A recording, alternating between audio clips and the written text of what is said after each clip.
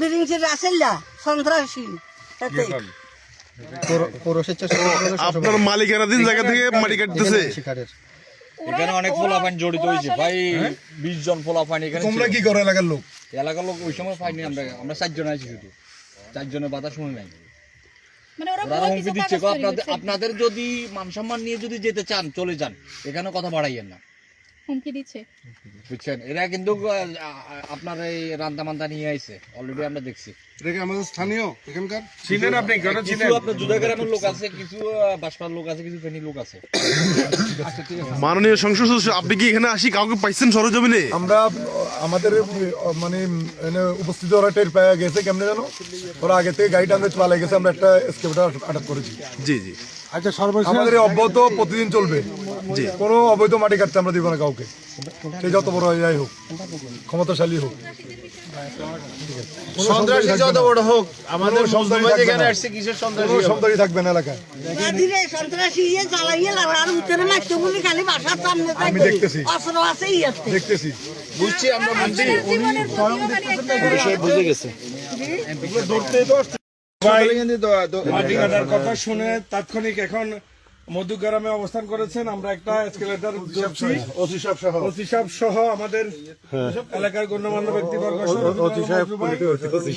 তিনি মাটি কাটার কথা শুনে তাৎক্ষণিক এসে একটা এসকেলেটর আমরা ধরেছি। এখানে কারোকে পাইনি, সবাই ভাগিয়ে গেছে।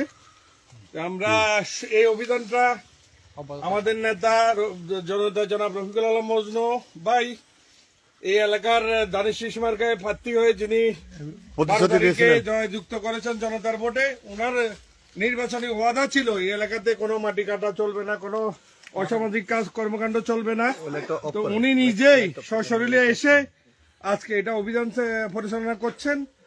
আমরা ছাগলিয়া উপজেলা যুব দলের নেতৃবৃন্দ সহ উপজেলা বিএনপি থানার ভারপ্রাপ্ত কর্মকর্তা এবং কি আমাদের জাতীয় নেতা সহ সকল নেতৃবৃন্দ উপস্থিত হয়েছেন। আমরা সবাই প্রায় 1 কিলোমিটার হেঁটে আজকে অভিযানে এসে এই এসকেলেটরটা আমরা জব্দ করেছি।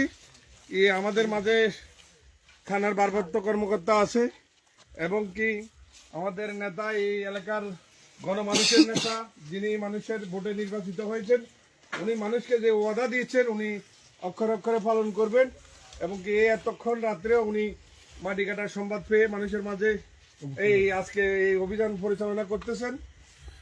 আমি বলবো যারা মাটি কাটেন আপনারা শুধরিয়ে যান, না হলে এই অভিযানে আপনারাও পড়বেন। আমাদের ওসি সাহেব সাথে আছে, আমাদের এমপি সাহেব আছে, আমাদের থানার গণ্যমান্য ব্যক্তি সবাই উপস্থিত। আমরা এই যে মাটি কাটার যে আপনারা দেখতেছেন এসকেলেটরটা সহ পালিয়ে গেছে। এটা বাইরে করতে ওই রাস্তাতে নেমে আসছে। আমরা আস্তে আস্তে রাস্তা উঠে আর সব নিজেদের ভিতরে ভাই। আমাদের নবনির্বাচিত এমপি, উনি নিজে মাটি কাটার ফখরুল